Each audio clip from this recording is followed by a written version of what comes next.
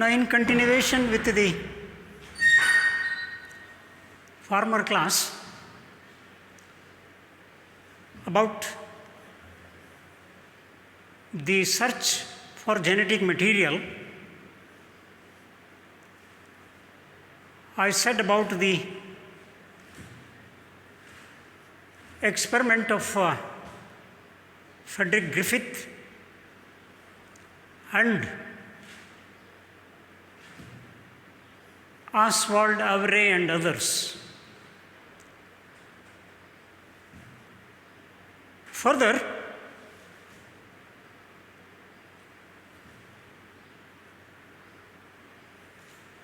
another experiment which proves without any doubt that DNA is the genetic material. Alfred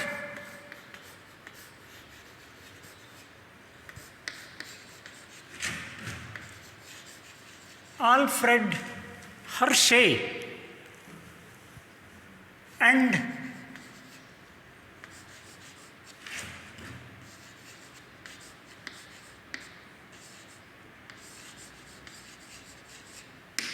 Martha Chase conducted experiments on E. coli bacterium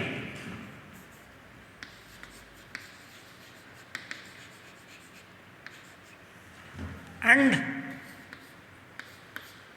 T2 phage, a bacteriophage.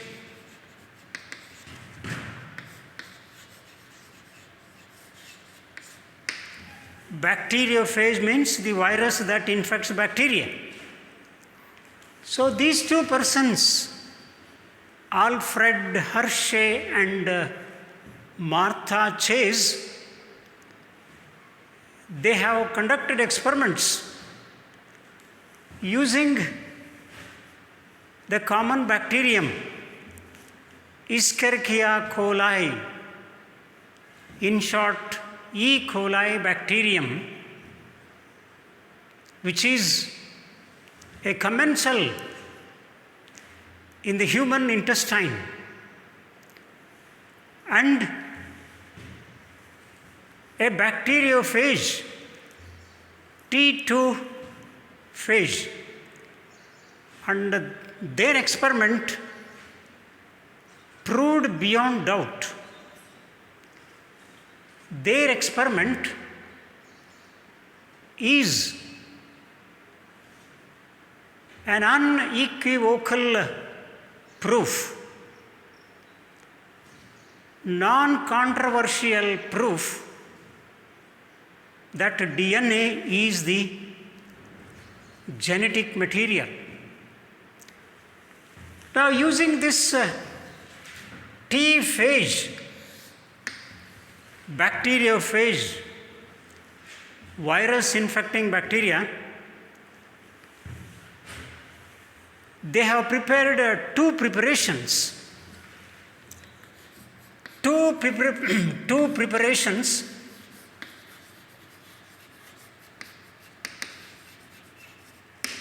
are prepared using this T2 phage, a bacteriophage, a virus. Now, in one preparation,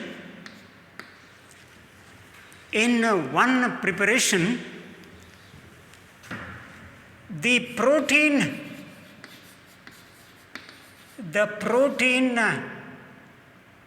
coat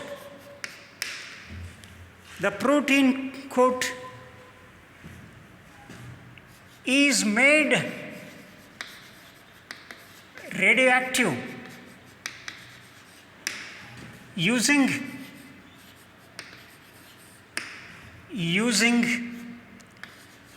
radioactive sulfur.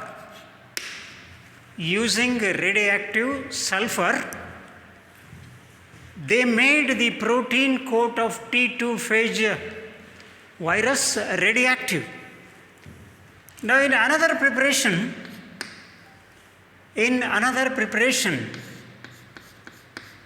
the DNA of the virus, DNA of the bacteriophage or DNA of the virus is labeled with, this DNA has been made radioactive using radioactive phosphorus.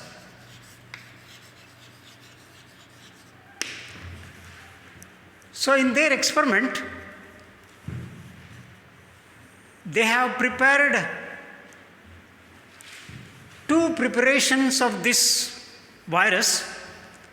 In one preparation, protein coat has been labeled with radioactive sulfur, and in the another preparation, the genetic material, the DNA of the virus has been labeled with radioactive phosphorus. Now these two preparations of T2 phage, in one preparation the protein coat has been labeled, and in the another preparation the DNA, the genetic material, has been labeled.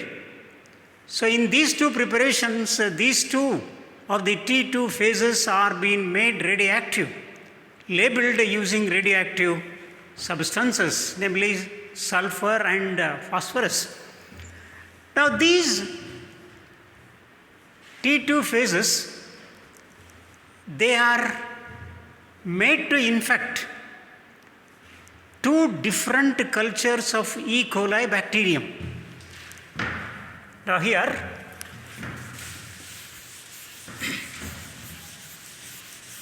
these radioactive labeled T2 phases are made to infect the E. coli bacteria in two separate cultures. Now here, this is the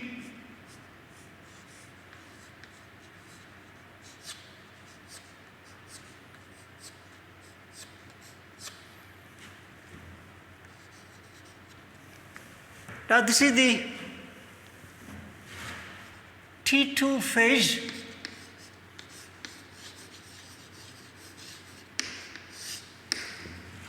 Now here, protein coat, this is the protein coat labeled with sulfur. This has been labeled with radioactive sulfur. That is in one preparation. Now in the other preparation,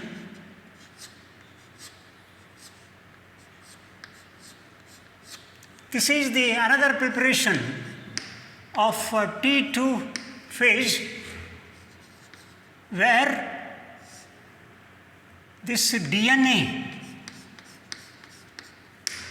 this has been labeled with radioactive sulfur. Now these T2 phages,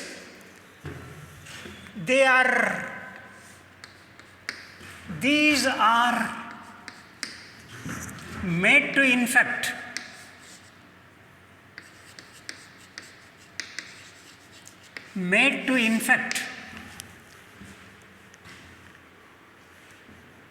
two cultures of E. coli bacterium.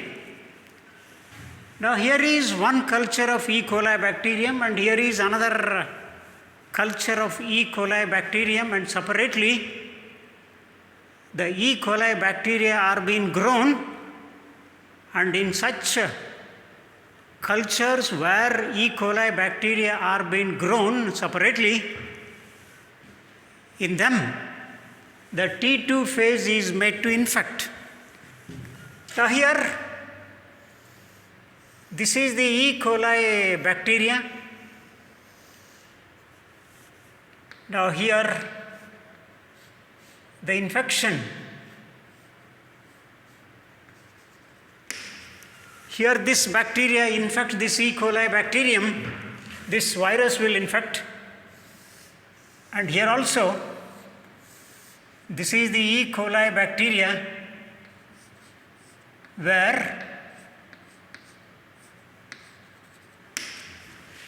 the T2 phase, which has been labeled with radioactive phosphorus to the DNA.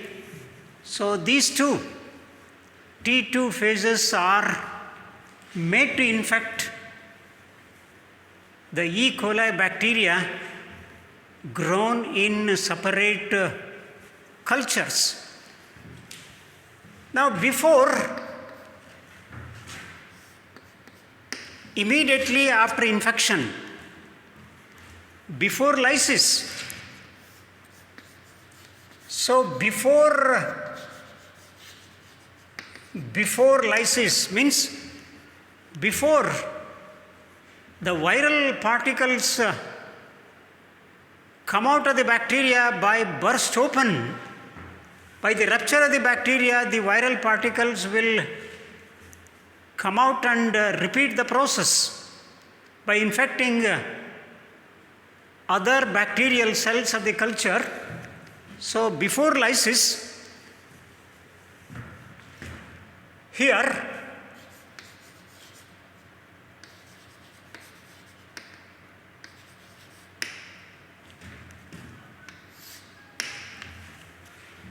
the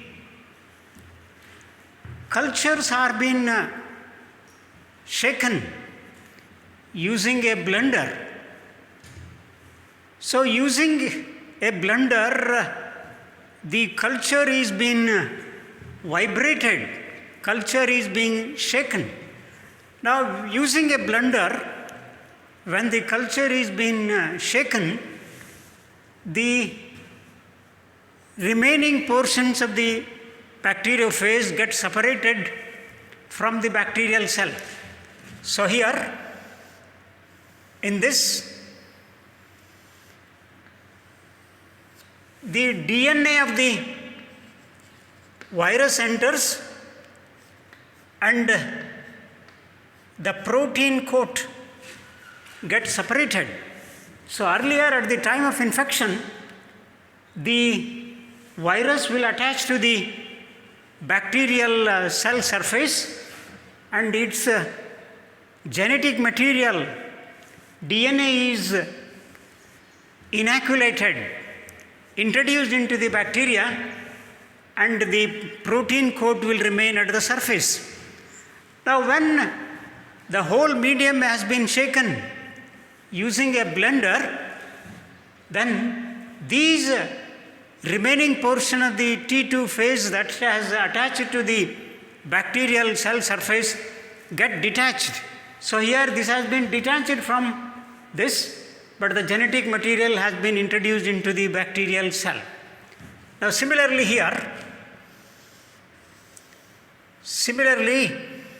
here also the DNA of the T2 phase has been entered and the protein coat that was earlier attached to the bacteria get separated, get released. Now these two media, they are being subjected to centrifugation. It is being subjected to the centrifugation.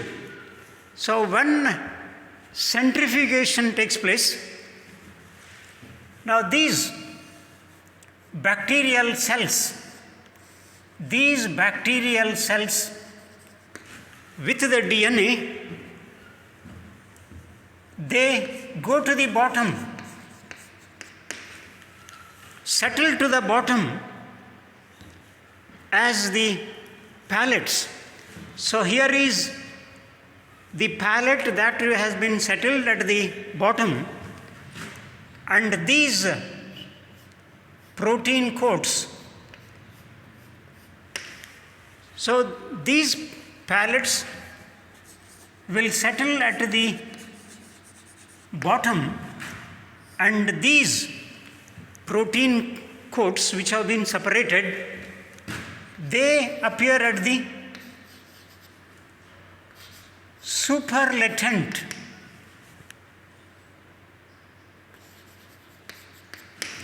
This will be as a superlatent, that is at the top, and the pellets will appear at the bottom.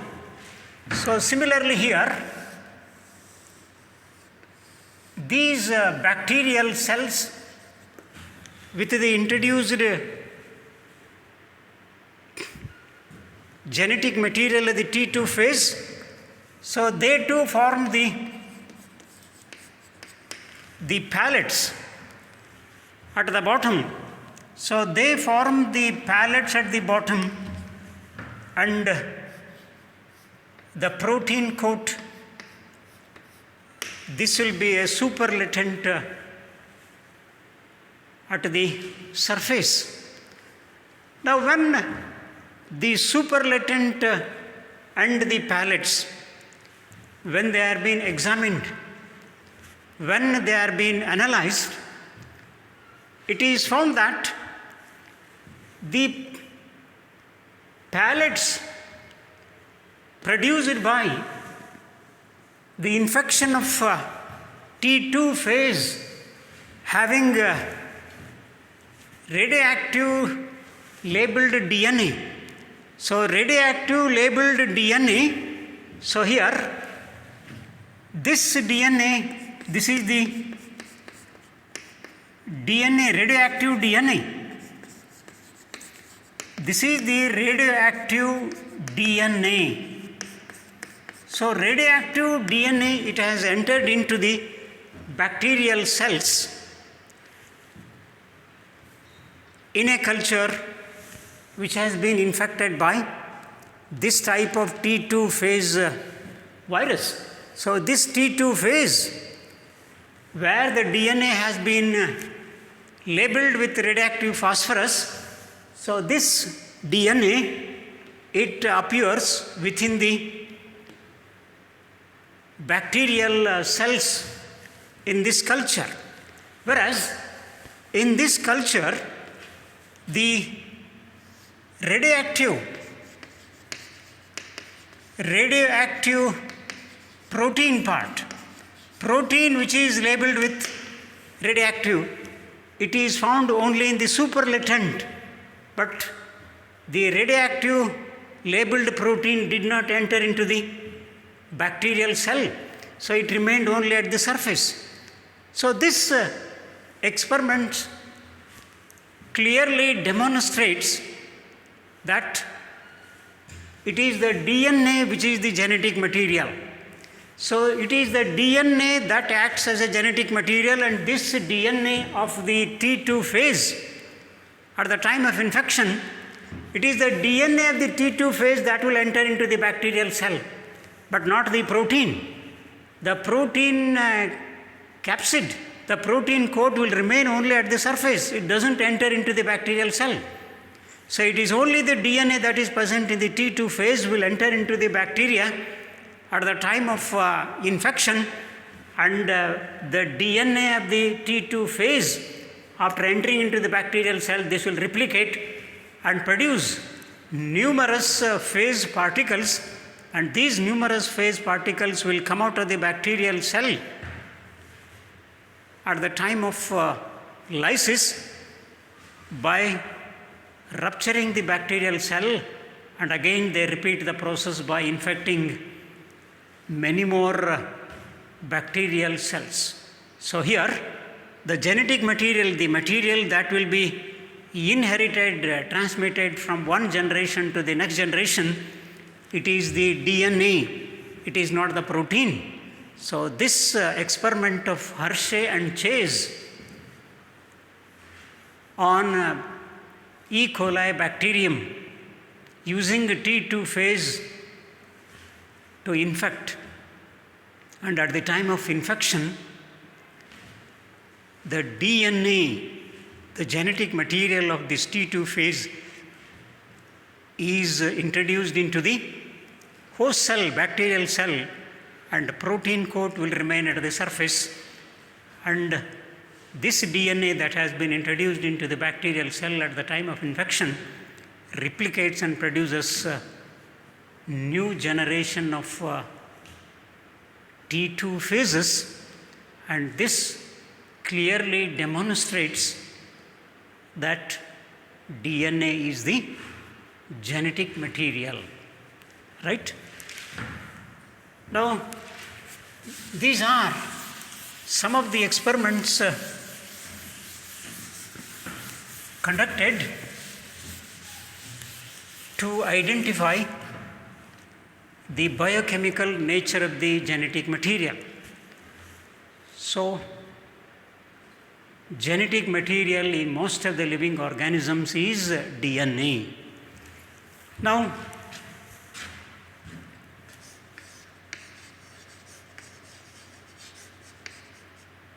properties of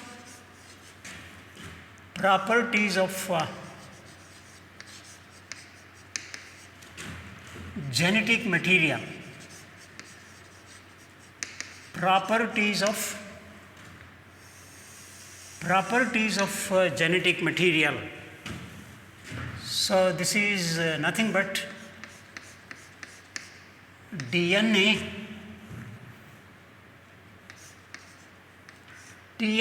versus RNA. DNA versus RNA. Properties of genetic material. The experiment of Hershey and Chase unequivocally proved that DNA is the genetic material. However, it has also been discovered that RNA is the genetic material in some viruses. So even though DNA is the genetic material in most of the living organisms, but an exception to this is some viruses which have RNA as the genetic material instead of DNA. For example, tobacco mosaic virus, TMV, HIV, human immunodeficiency virus. So they are all RNA viruses. They have RNA as the genetic material. The differences between the chemical structures of DNA and RNA, the differences between the chemical structures of these two nucleic acids, DNA and RNA, make DNA as a prominent genetic material, whereas RNA has the dynamic role as messenger and the adapter. So in most of the living organisms, the genetic material is DNA, but in some viruses it is RNA.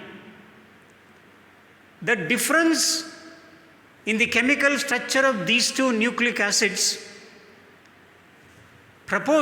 make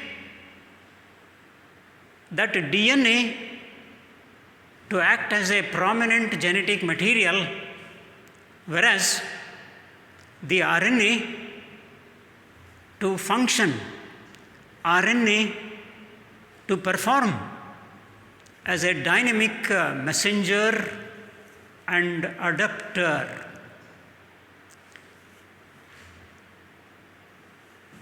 Now, to act as a genetic material, to function as a genetic material, a molecule has to complete the following criteria. So, any molecule to act as a genetic material, it must fulfill the following criteria.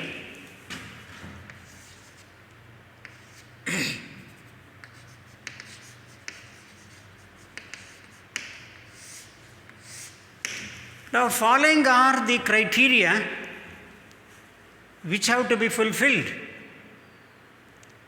by any molecule to act as a genetic material. Now, these criteria are: 1, it should be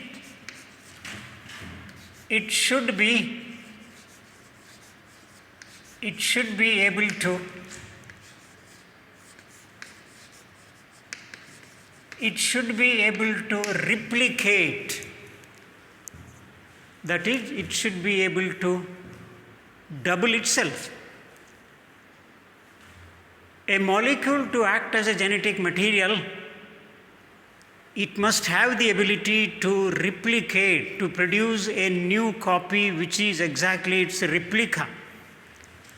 This is one. Second, it should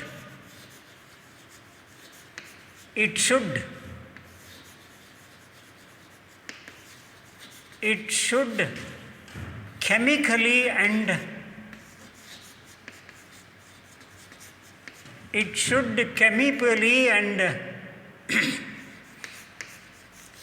structurally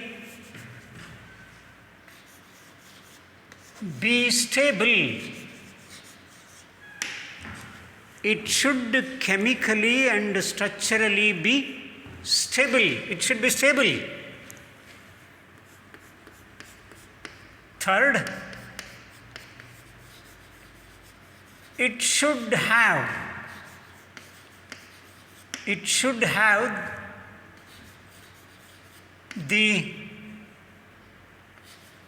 scope. It should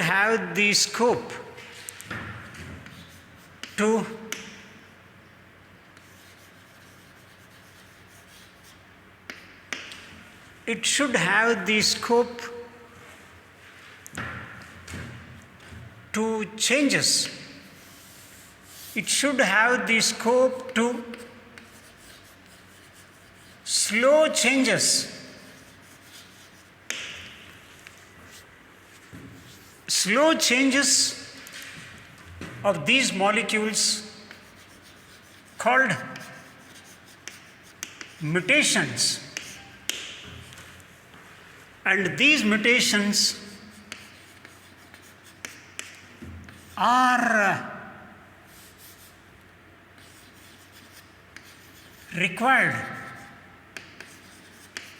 These are required for evolution.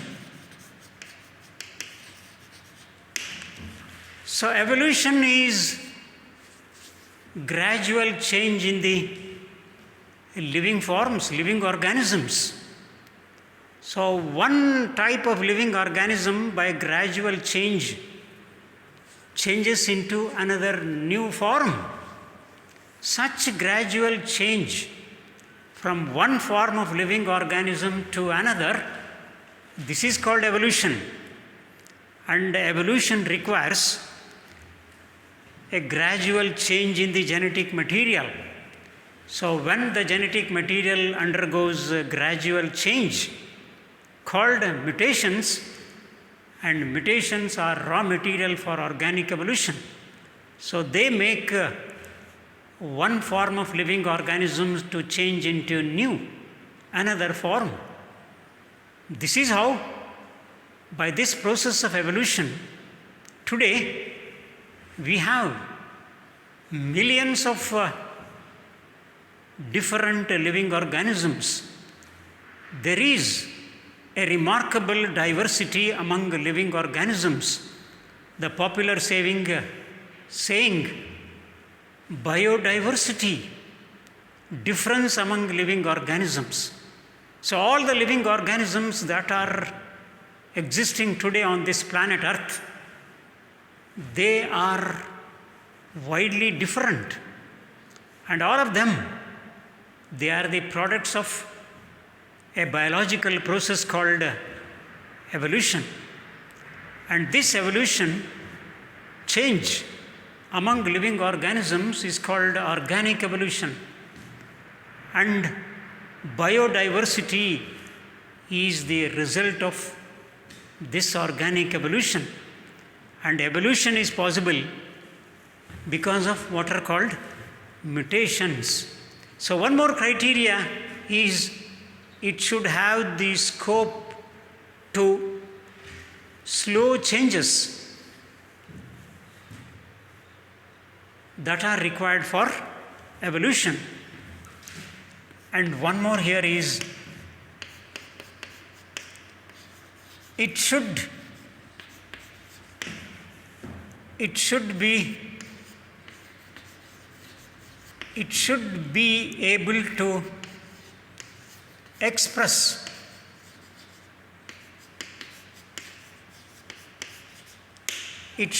able to express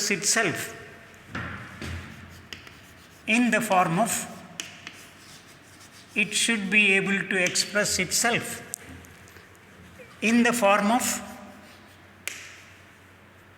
form of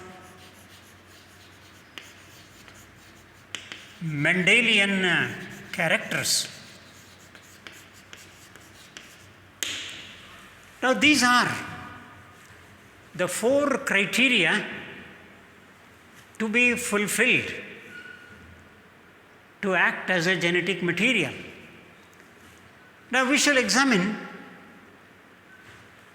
these criteria one by one. First one, it should be able to replicate.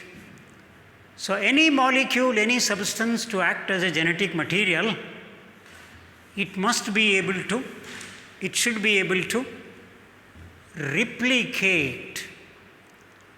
Since there are base pairs, and pairing of the bases is based on a complementary rule or complementary principle, both the nucleic acids, DNA as well as RNA, can direct their duplication. That is, both DNA as well as RNA can replicate. Now, why only DNA and RNA are able to replicate? Because these nucleic acids, mainly DNA and sometimes RNA, DNA, which is double-stranded, it has 2 polynucleotide strands which are complementary to each other. The 2 strands of DNA are being held together by base pairs, and pairing of the nitrogen bases, it has been said before, it is on a rule called a complementary principle of pairing of nitrogen bases. The sequence of nitrogen bases on one strand is complementary to that of the other strand. Hence, the 2 strands of a DNA molecule are said to be complementary. The 2 strands of DNA are not identical, but the 2 strands of DNA are complementary to each other, and the same is true in the case of RNA as well, when RNA is also double-stranded. And since there are pairing of nitrogen bases based on the complementary rule, both the nucleic acids, DNA as well as RNA, are able to direct their duplication, that is, they can replicate. But other biological molecules of the living system, such as proteins, they cannot replicate. So, first criteria, it applies only to DNA and RNA, it applies only to the nucleic acids and not to the other biological, biochemical molecules. So, earlier, at one time, there was a belief that protein is the genetic material. But here, protein has been absolutely disqualified to act as a genetic material because, unlike any nucleic acid, protein cannot undergo replication. So, the first criteria here, replication, it applies only to the nucleic acids. So, that is the first criteria. Now, about the second, it should chemically and structurally stable.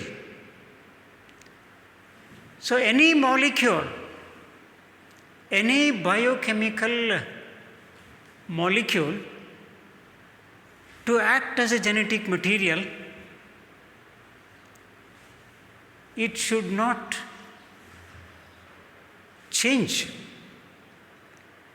There should not be any change with different stages of life cycle, age, or changes in the physiology of the organism. During different stages of life cycle, during different ages, during different physiological conditions of the living organism, the genetic material should not change. It should remain stable. So, any material to act as a genetic material, any biological molecule, any biochemical to act as a genetic material, it should be stable. It should not change with different stages of life cycle, age, or changes in the physiology of the organism. Now, this can be explained in the light of the transforming principle of Griffith's work. Now, in Griffith's experiment, when the S strain of bacteria is killed by heating, though heating killed the bacteria, but it did not destroy some of the properties of genetic material. That is, the DNA, which is double stranded, comprising two complementary strands, when separated, and such separated DNA strands, they once again come together and coil when the conditions are favorable. When conditions are favorable, when the two strands of DNA are being segregated, are being separated, but they can again come together and restore the original duplex configuration when conditions are favorable. DNA, in its nucleotide, it has thymine in place of uracil. So, earlier while attending to the chemical nature of DNA and RNA, chemical composition of these two nucleic acids, I said 3 nitrogen bases remain common for both the nucleic acids. Adenine, guanine and cytosine are same, but the fourth one differs in these two nucleic acids. The fourth nitrogen base in the case of DNA is thymine, and in the case of RNA it is uracil. And the presence of thymine in the nucleotides of DNA, it offers additional stability to DNA. So the presence of thymine in the nucleotides of DNA provides additional stability. Whereas the nucleotides of RNA, have 2' OH group, and this 2' OH group in RNA, it is a reactive group. This is 2' OH group, it is a reactive group, and this 3' OH group, which is a reactive group, repeats in all the nucleotides of RNA, and this makes RNA labile and easily degradable. So compared to DNA, RNA nucleic acid is labile and easily degradable. Why RNA is labile and easily degradable? This is because of presence of a reactive group. Which is the reactive group here? 2' OH group, which is a reactive group. It is present in all the nucleotides of RNA. But the nucleotides of DNA, they do not have 2' OH group, but the nucleotides of DNA, they have 2' H group, not OH group. But the nucleotides of RNA have 2' OH group, which is a reactive group. And because this reactive group is repeated in all the nucleotides of RNA, the RNA as a whole becomes labile and easily degradable. Apart from this, RNA also has a catalytic function. RNA also acts as a catalyst. So RNA has a catalytic role. Hence, when we compare these two, DNA and RNA, DNA is less reactive and structurally more stable compared to RNA. So when you make a comparison between DNA and RNA, DNA is always less reactive and chemically more stable compared to RNA. Hence,